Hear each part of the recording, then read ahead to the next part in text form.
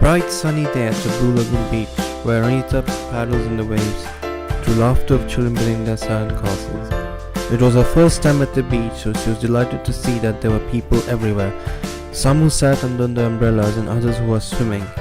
The water was very smooth as she could feel it as the waves splashed her feet.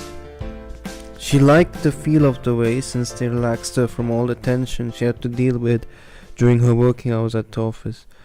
As she closed her eyes, she laid back in the sand when she heard tiny footsteps splashing towards her. She opens her eyes and turns left to see who it could possibly be, and when she noticed this tiny figure with a grey beard and a blue cap standing in front of her. It was a dwarf. He had socks with brown shoes and red shirt covered in mud, and he stares up at the sky, frightened and confused. It was a new world which the dwarf had encountered, where the birds are bigger than his size.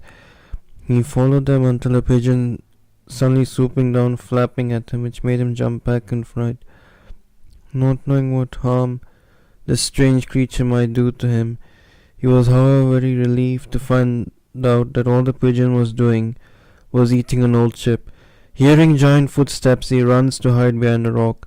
He peeps over to find big creatures enjoying themselves, chatting and smiling. Seeing how big and dangerous they could be made him feel safe behind his rock. A voice from behind them called out to him, "Hello, cute-looking dwarf. What might your name be?" The dwarf turns around and jumps back to see Anita smiling at him. He runs away behind the bushes, hiding like a coward. Anita sensed that he might be nervous. She thought the right thing to do was to go and cheer him up. Marvin was checking all around to see if the coast was clear from these unknown giants, having the fear that they might harm him in some way. He became glad to see that he finally managed to lose them from his sight. He also began to recognize the woods and knew where he was, giving a big sigh of relief. He turned round and Anita whispered softly, touching him by the cheeks, "It's okay, little one. Don't be scared. I won't harm you." Marvin was suspicious that this could turn out to be some sort of a trick. He continued walking as though she never existed to get far away from her. Anita knew she had to make a bit more effort if she was going to become friends with this dwarf. She continued following him without him noticing until she reached his home. His house was a tiny hut which surprised Anita because she had never stepped this way to the woods before. "Wow," she thought to herself. "What a lovely place this dwarf lives in. Can understand why he might be frightened of her kind." Admiring the wonderful garden surrounded by the trees, he opened the door gladly to be safe back home. Anita spoke up from behind, "I must say you live in a lovely home. I've never seen such a unique place." All we could hear was a giant boom as the female spoke. He turned round and shut the door behind him, quickly trying to catch his breath, sweating. Anita said, "It's okay, dwarf. You don't have to be frightened of me anymore. You can come out and talk to me because I want to be your best friend." Marvin peered out the window to see a friendly smile as she waved at him kindly to come outside. Marvin was feeling happy that she wasn't going to eat him and came outside cautiously. "You never told me you live in a hut. Is it made of wood?" said Anita as she stroked the door frame. Marvin didn't want to get too friendly since he was only starting to know he was safe. "Why are you so interested in my world?" Marvin piped up in his tiny voice. Anita became amazed to hear him speak for the first time. "I didn't know you could talk English. How cute you sound." He turned grumpy. "You haven't answered my question. Why did a stranger like you follow me? Please leave me alone. Let me live in peace in my own world." Anita was curious. "If this is your world, then how do I get back to mine?" Marvin ignored her question, continuing to walk. "You're the one who did the mistake of following me around here. Figure a way out to get out of this mess yourself, if you please, madam." Anita agreed, nodding her head. "You're right. I was the one who made that mistake, and now I shall fix it myself. It was nice to have met you." And by saying this, she walks back the way she came. Seeing the poor woman lost, the dwarf began to feel sympathy and cried out, "No, wait, there's no need to go back. Maybe there's a lucky chance that you can come and have tea and biscuits with me first. After all, you have walked a long way. Does that sound like a good plan to you?" Anita jumped up with excitement that she could spend some time with this dwarf. Marvin stared at her strangely with a very puzzled look, seeing the sudden reaction. "I have no idea what you did just now, but if you're happy, then come inside." Anita smiled. "This is what people call happiness or excitement. It's what humans do when they're filled with so much joy. Don't you have any emotions other than grumpy? I used to be happy in my past life. All that's over now. I don't feel comfortable sharing it with you. I hope you can understand. Anita touched his shoulder gently. If that may be the case, then why don't you talk to me about it? I could help you find a solution. If you don't mind me asking, may I please know your name? Marvin was touched. Marvin. And it's very sweet of you to say something like that, but since I'm an old dwarf, I never want to talk to anyone about the bad experience that I've been through. What might your name be? Anita responded by smiling, Anita, and went behind the hut. She walked through to this big, wonderful garden filled with roses and flowers. She noticed sweets nicely decorated around a wooden table in the middle of the grass. Wow, what one beautiful garden you have. I think this would be a great spot to have a party. Marvin disagreed by shaking his head. No, I don't think that's such a good idea. I also used to have parties with my old friends a long time ago, but I guess that one should forget the past. It is nice, however, to see how much you appreciate my garden. I built it myself just like I built my own hut. Anita noticed a delicious ginger sweet, which she walked towards the table to give it a try. May I please try this ginger sweet? It's tempting. The dwarf replied, Why do you necessarily have to try ginger sweet and there are plenty of other sweets around you? For your own good, I would suggest you put that one down.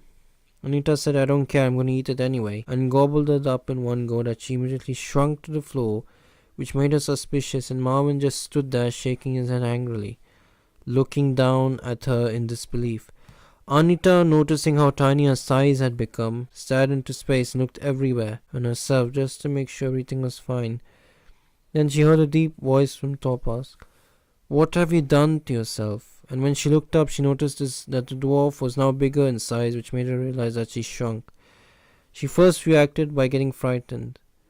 Please help me get to my normal size again. Marvin said, It's impossible to get you back to your normal size now that you've turned tiny. Still, I'll find a way out of the solution. Anita noticed that she could stay in the hut, seeing how lovely it looked from the outside. If you don't mind me asking, can I please stay with you in the hut for shelter? Marvin replied, If you really wish to stay, then I suggest you sleep in my bird box inside the hut, and I shall bring a sock in which you can sleep in. Anita said, Thank you, Marvin. I don't know whether you believe it or not, but you're a kind dwarf, and I like you very much. Marvin got the bird box and the sock to get her inside. Marvin stepped inside his hut, carrying her in the bird box. Marvin opened the roof of the bird box and put his hand down for Anita to step into. Anita was wide-eyed with amazement at the sight of the hut, noticing how big it was inside. She noticed an unusual-looking bookshelf with a ladder and books from top to bottom. Seeing this made her feel delighted and wanting to see more of Marvin's hut. I must say, Marvin, that you live in a wonderful home. Could I have a tour, please? Marvin agreed and carried her to a small box in front of a mirror in the living room. Anita found it strange as to why Marvin would be standing near an empty box. Marvin, what is this box meant for? Anita asked with a smile. Marvin whispered, Shh, stick with me, and you shall find out soon enough with a kind gesture. He stands straight, looking at the mirror, taking a wand out of his pocket, and waves it in the air 3 times. Sparks came flying out from his wand, the roaring bang. Anita shook with fear, not knowing what to expect next. She slowly opened her eyes to see if the coast was clear. Marvin, is it over now? The box begins to unfold into a tall staircase that leads to the mirror all the way up to a library. Marvin grinned at Anita, who grinned back with complete surprise. What do you think, Anita? Anita smiled with curiosity. I have seen all sorts of magic shows performed with the most famous magicians, but this is the incredible one of all. I bet people cannot perform tricks such as these back on Earth. Anita agreed. After seeing this miracle, I don't wish to go back. I don't care how long it takes, as long as I can stay in this world with you. I will remain small. Marvin sparkled at her strange reply. And why may I ask, might that be?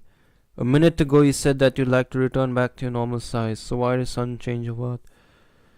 Anita replied back by saying, Yes, you're right, but now I want to see what your world is like compared to mine. Can you please share with me your secret as to how you turned the tiny-looking box into stairs? That shall only be revealed to you in the end when I feel you truly deserve it. Consider it and reward.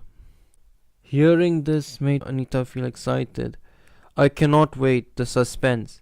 Just thinking about it now makes my feet shiver.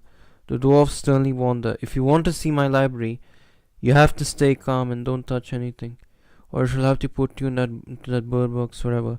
I'm the boss of this house, do you understand? Anita nodded her head and they carried on upstairs until they reached the library. Anita saw the ladder from downstairs, stretching up into this room and stopping at the top of a huge shelf full of old books. Would you mind opening the roof to let me explore more? She asked. Marvin let her out and she ran towards the ladder. She started to climb up and stopped at the top, right by a heavy red book with the words Potions with Frills scrawled on the spine. She was intrigued to read this title, so she looked over to Marvin. Marvin, if you don't mind, can I please read this book? Marvin looked up and saw what it was. Marvin gasps and tries to distract her. No, you may not. How about having some lovely dessert with me instead? Besides, it's been a long day and I need something sweet to wake me up. She obeyed him and jumped down onto his hands. Anita felt curious as they ate chocolate ice cream outside on a sunny day. Why wouldn't you let me touch that book? Is it because it's got a secret hidden somewhere? Marvin again changed the topic.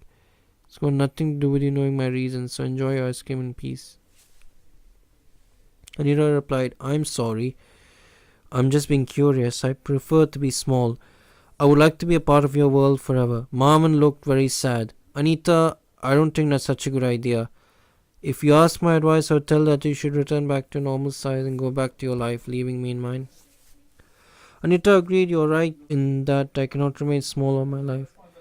But to be honest with you, there's nothing interesting for me to see back there. Very few people get lucky opportunities like this.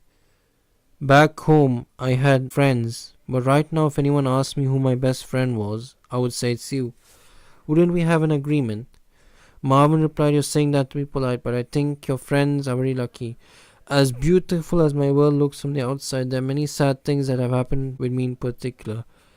I have lived in this hut for many years. I'm so used to living on my own now. Anita said, if you can just explain to me what has happened to you, maybe I can help. Marvin frowned.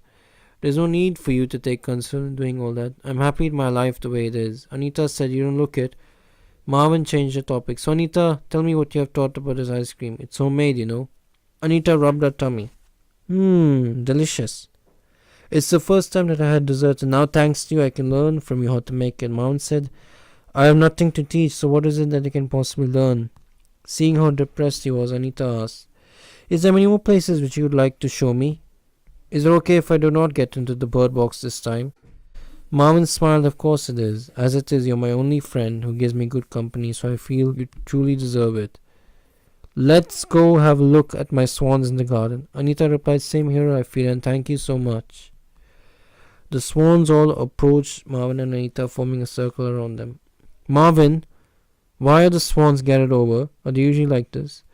Marvin replied, yes, whenever I come over I feed them. They're clever, they know what times of the day I come over. Anita asked, I suppose they are your friends. Marvin gathered up a bit of confidence. Yes, at least I have some company. Marvin was surprised at his answer. Marvin, where are your friends? Don't you have family? A tear fell in the corner of Marvin's eye. He took a deep breath and looked at the swans. Throwing a piece of bread, he spoke softly. I'm sorry. I don't have family. I don't have friends. I've lived on my own for 20 years until you showed up. Please don't ask any more questions.